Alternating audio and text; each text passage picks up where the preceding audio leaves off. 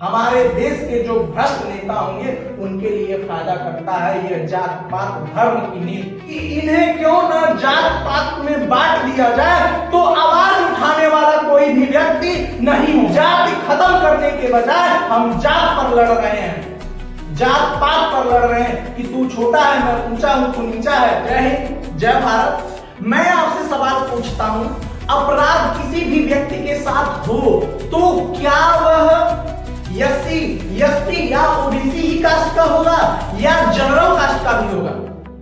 अपराध तो अपराध होता है चाहे वह किसी कास्ट के साथ हो। मैं आपसे सवाल पूछता हूं, क्या यूजीसी वापस ले लेने से जात की व्यवस्था वर्ण की व्यवस्था खत्म हो जाएगी?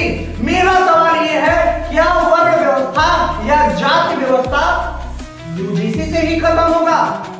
समाज में समान अधिकार होगा या अब भी किसी एक समाज को टारगेट बनाकर उसके ऊपर जातिगत भेदभाव किए जाएंगे?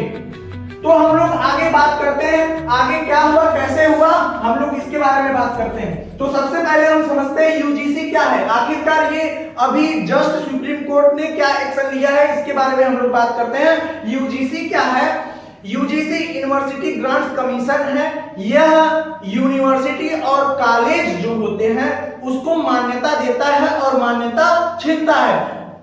छात्रों और शिक्षकों को अधिकार देता है कि उसके ऊपर कुछ जातिगत भेदभाव न हो। तो यूजीसी ने ही एक नया नियम कानून अप्लाई किया था जो जनरल कैटेगरी के खिलाफ था। तो जनरल कैटेगरी के लोगों ने धरना दिया जिसके बावजूद जो सुप्रीम कोर्ट है उसने संज्ञान लिया। संज्ञान लेने के बाद उसने क्या किया, एक बेंच बैठाया जिसके बारे में हम लोग बात करते हैं। तो जो सुप्रीम कोर्ट है, सुप्रीम कोर्ट ने इस जो रूल था इसके ऊपर संज्ञान लिया और इसके ऊपर स्टे लगा दिया, रोक लगा दिया। यहां पे हम लोग बात करते हैं केंद्र सरकार और यूजीसी को एक पीठ ने नोटिस जारी किया कि और मामले की अगली सुनवाई 19 मार्च को तय की है। अंतरिम आदेश संविधान के अनुच्छेद 142 के तहत सर्वोच्च न्यायालय की शक्तियों का उपयोग करते हुए पारित किया गया है। मतलब जो उच्च न्यायालय है, सुप्रीम कोर्ट ने है, उसने एक बेंच बैठाया जिसमें 2 जजों को पारित किया और उसने ये कहा कि सरकार और जो यूजीसी है इसके ऊपर गहन अध्ययन करे और जो कमियां हैं उसके ऊपर कुछ बदलाव करे। तो इसके लिए यूजीसी के ऊपर जो नियम था उसके ऊपर स्टे लगा दिया। अब जो अगली सुनवाई है वो 19 मार्च को होगा। भेदभाव का जाति व धर्म से क्या संबंध है भाई? आपको क्या लगता है, आपको क्या लगता है आप कानून को बनाकर आप कास्टिज्म मतलब जाति पात को खत्म कर पाएंगे? आप भेदभाव को रोक लेंगे? आप कभी नहीं रोक पाएंगे मान्यवर। कास्टिज्म को खत्म करना आसान बात नहीं है, इसको समाज में जाकर समझाना पड़ेगा तब जात पात या कास्टिज्म खत्म होगा। तो आइए हम कास्टिज्म के ऊपर एग्जाम्पल देते हैं कि जात पात और धर्म कैसे चरम सीमा पर पहुंचा हुआ है। मेरा एक मित्र है जो चौहान कास्ट का है और उसका एक लड़की से संबंध है, लेकिन जब शादी की करने की बात आई तो उसने बोला सर हम इस लड़की से शादी विवाह नहीं कर पाएंगे। हम पूछे भाई क्यों नहीं कर पाओगे? तो उसने क्या बोला भाई, उसने बोला कि वो जो लड़की है वो मेरे से निचले स्तर की है, मतलब छोटे जात की लड़की है वो। अब सोचिए भाई, एक लड़का है, मैं नाम नहीं ले सकता हूं अपने मित्र का, वो एक लड़का है जिसका नाम ए है और लड़की मान लीजिए बी है। जो लड़का है वह चौहान कास्ट का है, वह भी एससी में आता है, और जो लड़की है वह भी किसी कास्ट की है और लड़की भी एससी में आती है। अब सोचिए, लड़का भी एससी में है और लड़की भी एससी में है, लेकिन इसमें भी एससी में भी जात पात का भेदभाव है।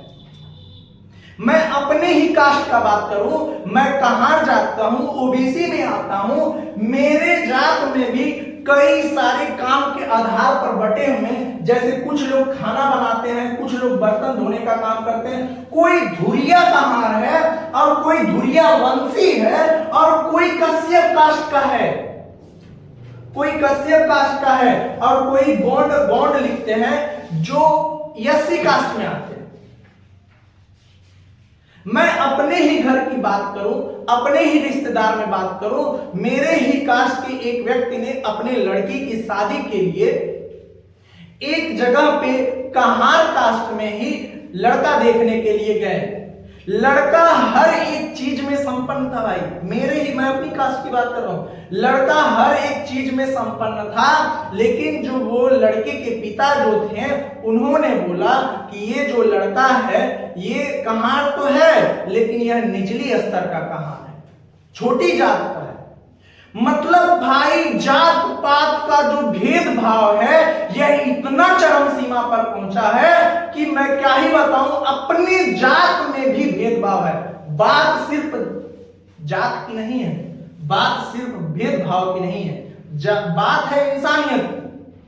तो मैं आगे बात करता हूं, जो जनरल कैटेगरी का जो सबसे सर्वश्रेष्ठ कास्ट माना जाता है वो ब्राह्मण को माना जाता है। सर्वश्रेष्ठ कास्ट में ब्राह्मण को माना जाता है। मैं पहले समझता था कि जो जनेऊ पहनता है वही सारे लोग ब्राह्मण होते हैं, क्योंकि मेरे सारे मित्र जितने लोग हैं लगभग वो सारे मित्र हमारे ब्राह्मण ही कास्ट के हैं। तो मैंने अपने एक मित्र से पूछा कि भाई ये क्या है, तो उसने वह बताने लगा कि भाई हमारे कास्ट में भी वर्चस्व चलता है, वर्चस्व की लड़ाई होती है कि मैं उच्च हूं। जैसे कुछ लोग मानते हैं कि जो शुक्ला कास्ट के हैं वो उच्च श्रेष्ठ हैं, श्रेष्ठ जात के हैं, और कुछ लोग मिश्रा को मानते हैं, कुछ लोग त्रिपाठी को मानते हैं। तो आप खुद सोचिए, जो सर्वश्रेष्ठ कास्ट है, जो स्वर्ण समाज के लोग हैं, जनरल कैटेगरी के लोग हैं, उनके कास्ट में भी जात का बात विवाद है, वर्चस्व का बात विवाद है, उसमें भी ऊंच नीच की बात होती है कि हम ब्राह्मण हो लेकिन तुम हमसे निचले स्तर के हो। तो बात सिर्फ और सिर्फ जात की नहीं है। जिस दिन जात खत्म हो जाएगा, जिस दिन जात खत्म हो जाएगा उस दिन आरक्षण, यूजीसी, फ्यूजीसी, हेन तेन सब कुछ खत्म हो जाएगा, हर एक व्यक्ति समान रूप से हो जाएगा। जिस दिन जाति खत्म हो गया, कोई भी सरकार, आप लोग खुद सोचिएगा, इस दिमाग के बाद लगा के सोचिएगा, गहन अध्ययन करिएगा, कोई भी सरकार नियम कानून या कोई भी एक्ट पारित करती है तो उसका विरोध सबसे पहले जेएनयू और डीयू में छात्रों के आवाज के द्वारा उठाया जाता है। सरकार ने दिमाग लगाया कि इन्हें क्यों न जात पात में बांट दिया जाए, तो आवाज उठाने वाला कोई भी व्यक्ति नहीं होगा। हम एक आपसे सवाल पूछते हैं, आपने कभी सोचा एसएससी का प्रोटेस्ट हुआ, ग्रुप डी का प्रोटेस्ट हुआ, किसानों ने प्रोटेस्ट किया, आदिवासियों ने प्रोटेस्ट किया, 5000 किलोमीटर 100 किलोमीटर पैदल चला, तब भी सुप्रीम कोर्ट ने कोई संज्ञान नहीं लिया। लेकिन अभी यूजीसी को लागू हुए ही सिर्फ 5 से 6 दिन, एक हफ्ता भी नहीं हुआ होगा, इस पर सुप्रीम कोर्ट ने खुद बैठक बैठाया, एक बेंच बनाया और इसका तुरंत ही इस विरोध का संज्ञान लिया। तो क्या आपको ये रीजन पता है? और चीजों में जो सुप्रीम कोर्ट है, टीचरों को घसीट कर मारा जा रहा था एसएससी प्रोटेस्ट में, तो कोई भी संज्ञान नहीं लिया सुप्रीम कोर्ट ने। लेकिन इसमें क्या हुआ भाई, हफ्ता भर नहीं बीता, क्या रीजन है? आप लोग कमेंट करके बताइए बिना किसी बात व्यवहार के कि क्या रीजन था कि सुप्रीम कोर्ट ने इसको तुरंत ही संज्ञान ले लिया।